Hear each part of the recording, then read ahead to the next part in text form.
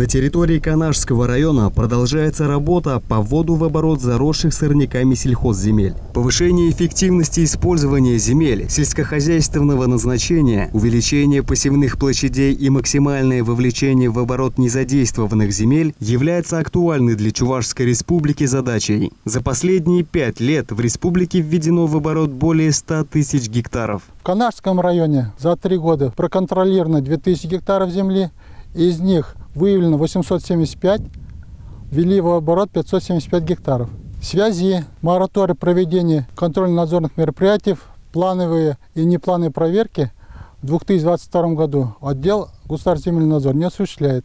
Но в то же время для проведения профилактических работ и приведения земельного участка в оборот у нас проводятся выездные обследования. В 2022 году правительством России введен запрет на проведение плановых и внеплановых проверок. Однако с введением моратория работа управления не останавливается. Она идет в другом направлении. Приоритет отдается профилактике нарушений. Профилактические мероприятия направлены на то, чтобы довести до землепользователей информацию о том, что чрезвычайно важно сейчас повысить уровень самосознания и ответственности. В текущем году государственные инспекторы проводят мониторинг состояния сельхозземель без взаимодействия с контролируемыми лицами в рамках выездных обследований. Всего в сезон 2022 года в Канашском районе управлением Россельхознадзора обследовано 133 гектаров земель на территориях Асквинского, Шакуловского, Сугайкасинского, Малобекшинского сельских поселений. Выявлены неиспользуемые участки на площади более 69 гектаров. Эти наделы также зарастают деревьями и кустарниками. В ходе выездных обследований мы выявляем земельные участки, которые заросли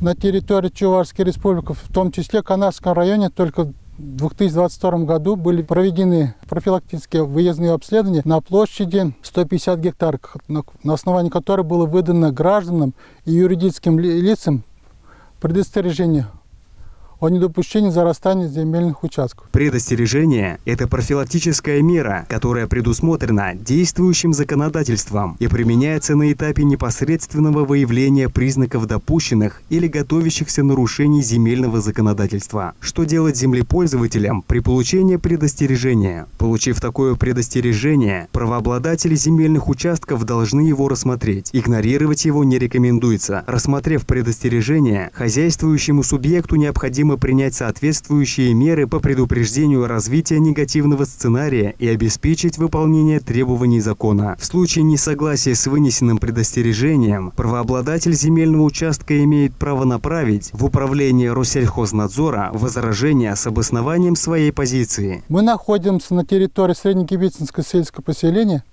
где именно в ходе проведения мероприятий в 2018-2018 по 2021 год зарастали этот земельный участок. И мы находимся как раз на том участке, где видно, арендатор этого земельного участка вырубил древесно-кустарник растительности и посеял, а зиму и рожь как выравнивающий посев. И на этом поле сейчас имеется сложная куча, которые будут в дальнейшем убраны и также будут введены в оборот. Сегодня в условиях сложной геополитической обстановки речь идет о продовольственной безопасности страны. Земля должна работать и приносить пользу крестьянам, а не пустовать и зарастать бурьяном и деревьями. Если земля используется по назначению, то она приносит прибыль, а значит и налоги в местный бюджет.